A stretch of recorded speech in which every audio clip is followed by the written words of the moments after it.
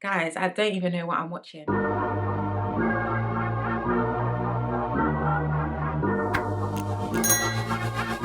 Hey guys, welcome back to my channel. I hope everyone's doing okay and everyone is doing well. As always, we have another review today and we're going to be doing another part 2 of Casa Amor because the guys are actually moving mad and the girls are down very bad. Before we do get into today's video, I just want to give a very big thank you to those who are posting very positive comments. The positives most certainly do outweigh the negatives and I really do appreciate the support. But as I usually and I always say, please get cozy and comfortable with your hot Rabina and your snacks, and I really hope you enjoy the rest of this review.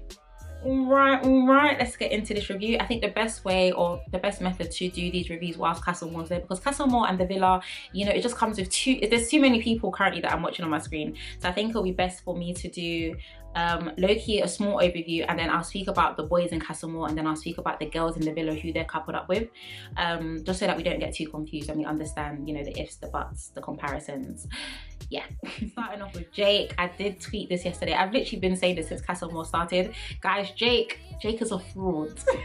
Jake is convincing everybody and their mum to crack on in Casa Amor whilst he stays committed to Lillie. And if anything, I just feel like he's just low-key trying to eliminate competition, because he's literally telling every single person that, yeah, you should get to know her. You guys aren't really official. You should kind of, yeah, get to know her. Like, she seems like a nice girl. She seems like your type. From when he went to go and pack those Amazon magnetic bracelets, he was definitely in it to win. But I do think it's actually quite funny how no one is actually clocking onto that. But no, Jake actually thinks he's very slick with that. And I'm not mad. Like, at the end of the day, Love Island, yeah, it's there for you to find love, but it's also a competition as well. As we know, Liberty is 100% staying loyal to Jake, and I'm not surprised they are actually boyfriend and girlfriend. I think what was actually quite nice was Jake and Teddy, which we're going to get into shortly. Jake and Teddy ended up sleeping outside, which was cute. But yeah, no, Jake is in it to win. He's not playing. So moving on to Toby, guys. Toby's vibe right now is just living life. And you know what? I'm not actually mad at it. I feel like he's playing Casa Amor the way that it needs to be played. Toby is 100% loving it. I don't think he wants to ever go back to that villa. But if there was one thing that I did clock, it was in the beginning of the episode when they were kind of like trying to suss out, like, oh, so Toby, like, you know, you've been with Abigail, like, how long have you been with her? And Jake was like, oh, it's been like 4 days. And he was like, no, technically, it's only been 1. I'm just thinking, this guy, Toby is literally loving every single second of Casa Amor. But correct me if I'm wrong, I also don't feel like there's any girl in Casa Amor that has really taken a huge interest in Toby.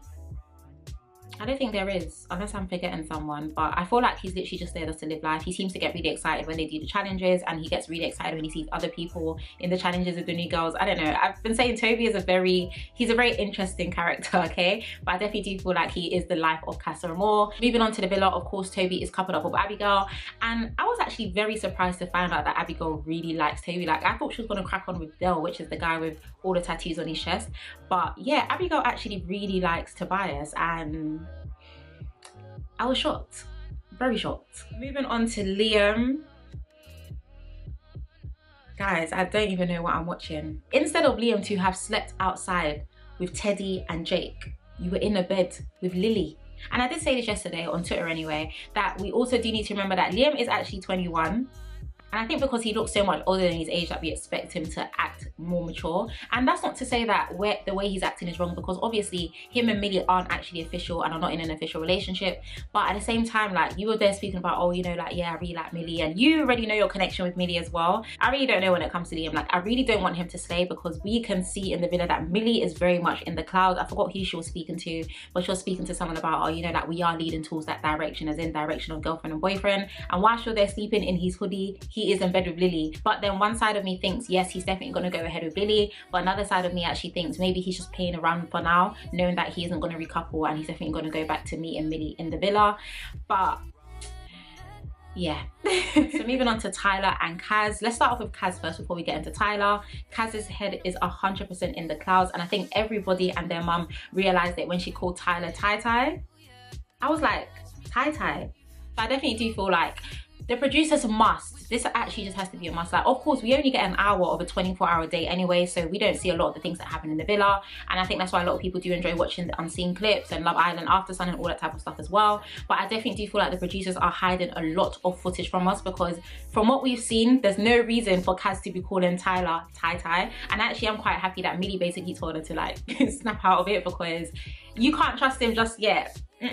Also, let's quickly nip in the bud Kaz and Medhy. It is not happening. It's not fetch. It is not going to be a thing. It's very clear that Kaz is not interested in Medhy, and that was evident when obviously for the challenge they ended up having a kiss, and that kiss was definitely given, by the way, I'm just saying. But they ended up having a kiss, and after, when they were speaking about it whilst they were getting ready in the evening and stuff, they were basically just like, oh, you know, Kaz, you know, you had a kiss with Medhy, and she was just like, yeah, it was all right. I was just thinking, yeah, she doesn't like him. So moving on to Tyler, guys, I'm gonna be very honest with you.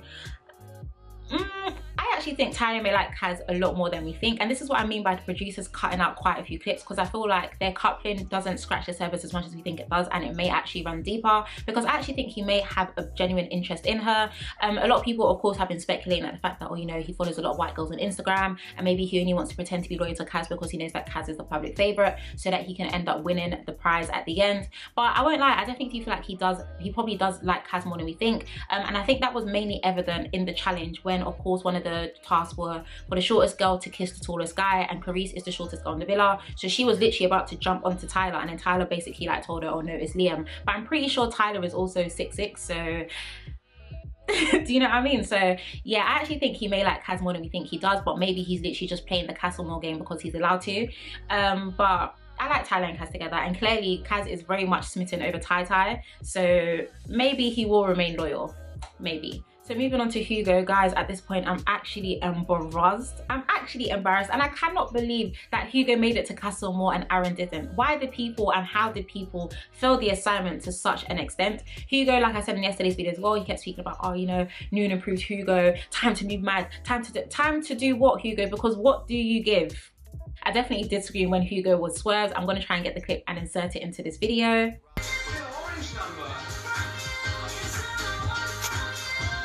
I feel like even if any girl does take an interest in Hugo or tries to take an interest, number one, he might even swerve them and tell them, oh, you know what, I don't really see it that way. Or number two, they're only taking the interest so that they can get into Casa Amor, because the villa, because no one is actually interested in him.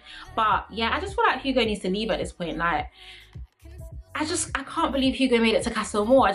Yeah, kind of over it. Of course, Hugo is in a couple with Chloe, and I can't lie, I feel like Chloe has actually been quite calm since Casa Amor started. They clearly haven't been giving her more screen time, even with her and her 1,000 different accents.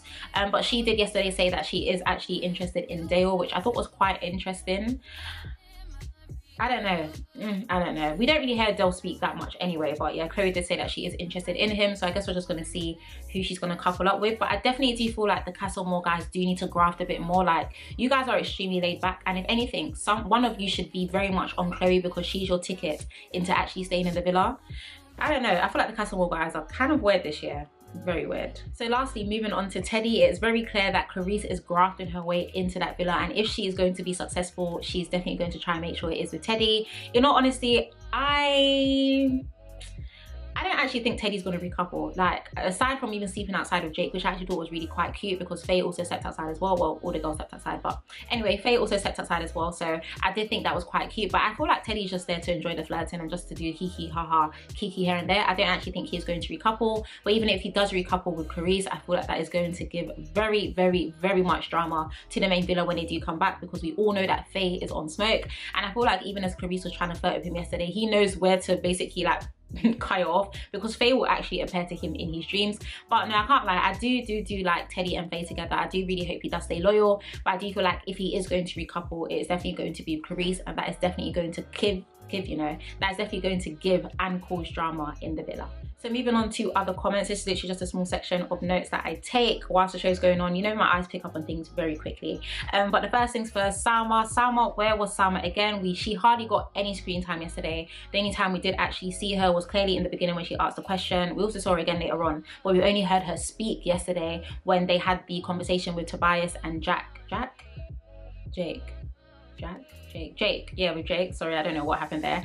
With Jake, when they're just trying to find out what exactly is Toby's situation, and she asked a small question, but that's literally the only time you heard her speak yesterday. So I did already give my rant on black girls going on Love Island in yesterday's video. If you haven't had a watch, most certainly do. But also at the same time, with Love Island and with Casa Amor, like just as Clarisse is kind of like really grafted and Lillie's also really grafted, maybe she just needs to come out a bit more, because in these type of shows, if you don't show yourself to be quite confident or you don't speak much or all that type of stuff, you can easily get lost in the background. But then it does also go to show that maybe she is actually speaking and she is quite confident and out there, but Love Island are not giving us the clips that we actually want to see. But yeah, we don't see enough of Salma, honestly. She definitely does need to make more of a comeback on the screen. And I also wrote, just as I said it before as well, I feel like the Love Island Casa Amor guys this year are absolutely not given. I don't know if the producers done that on purpose, but they are just not grafting enough. It seems like they're just there for a free holiday. They're definitely not giving a lot, but then at the same time, is there a lot for them to give, because the girls are not actually that interested in them anyway.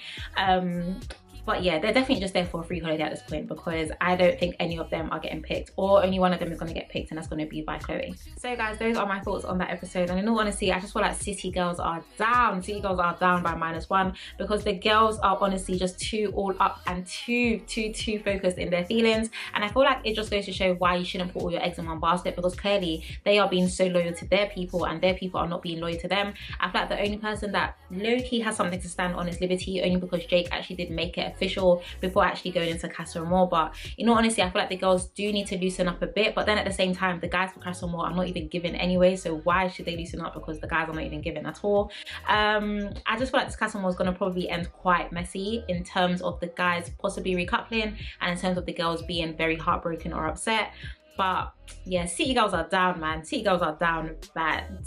Of course, we already received a little glimpse of the next episode, in which a postcard from Casa Amor is sent to the villa. People are already saying that pictures of probably Liam, Clarisse and Juliet doing whatever they were doing also being on that postcard. Maybe a picture of Teddy with Clarisse, just a picture of Liam with Lillie, that also definitely needs to be on that postcard as well. But yeah, I feel like tonight's episode is definitely going to come with a lot of drama, so yeah. So yeah guys, as always, and thank you so much for watching. I really hope you guys did enjoy this review. If you haven't yet subscribed, of course be sure to, because we like having you here. But please do take care, and I shall see you in our next one. Bye.